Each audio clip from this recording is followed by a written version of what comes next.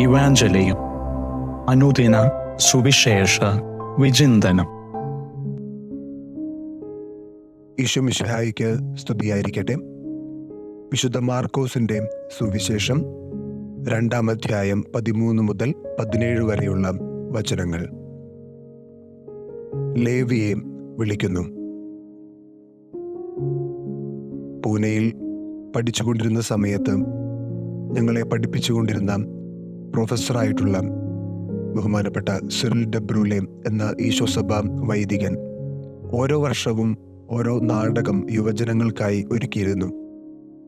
ഞങ്ങൾ അന്ന് കണ്ട ഒരു നാടകത്തെക്കുറിച്ച് ഇപ്പോൾ ഓർക്കുന്നു. അതിലെ പ്രധാന കഥാപാത്രം പരിശുദ്ധാത്മാവാണ്. പരിശുദ്ധാത്മാവ് പത്രപ്രവർത്തകയുമായി കണ്ടുമുട്ടുന്ന ഒരു രംഗം. ആ രംഗത്തിൽ പരിശുദ്ധാത്മാവ് പത്രപ്രവർത്തകയോട് പറയുന്നു, ഞാനും നീയും തമ്മിലുള്ള ഒരു പ്രധാന വ്യത്യാസം ഇതാണ്. നീ എത്ര നന്മയുള്ള ഒരു മനുഷ്യനെ കാണുമ്പോഴും അയാളിൽ ഒരു കുറവെങ്കിലും ഉണ്ടാകും എന്നോർത്തുകൊണ്ട് അയാളെ നോക്കിക്കാണുന്നു. എന്നാൽ ഞാനാകട്ടെ എത്ര തെറ്റുകളുള്ള കുറവുകളുള്ള ഒരാളെ കാണുമ്പോഴും അയാളിൽ ഒരു നന്മയെങ്കിലും ഉണ്ടാകും എന്നോർത്തുകൊണ്ട് അയാളെ സ്വീകരിക്കുന്നു.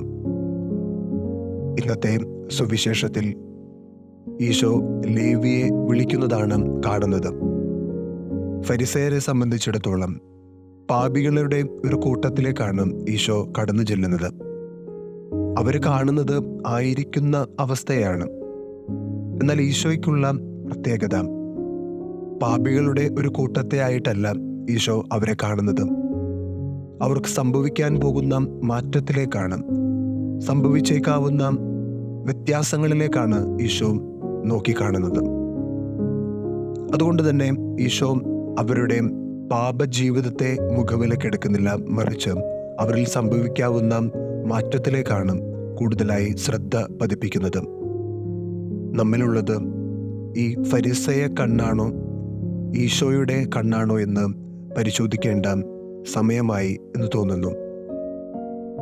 മറ്റുള്ളവരുടെ കുറവുകളിലേക്ക് മാത്രം തുറന്നു വെച്ച മിഴികളാണോ എനിക്കുള്ളത്, അതോ ഈശോയെ പോലെ മറ്റുള്ളവർക്ക് സംഭവിച്ചേക്കാവുന്ന മാറ്റങ്ങളിലേക്ക്, അവരിലുള്ള നന്മകളിലേക്ക് തുറന്നു വെച്ച മിഴികളാണോ എനിക്കുള്ളത്?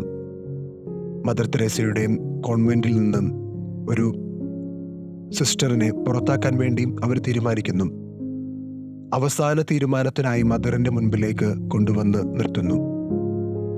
മദർ ഒന്ന് പ്രാർത്ഥിച്ചതിന് ശേഷം അവരോടായി ഇങ്ങനെ പറയുന്നു, it's true that she has committed many mistakes, but she is not a mistake.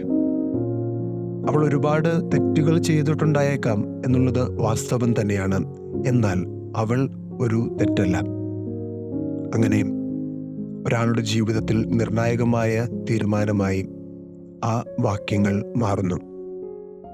നമ്മുടെ ജീവിതത്തിലും നമ്മൾ കണ്ടുമുട്ടുന്നവരുടെ നന്മകളെ നോക്കിക്കാണാൻ നമുക്ക് പരിശ്രമിക്കാം.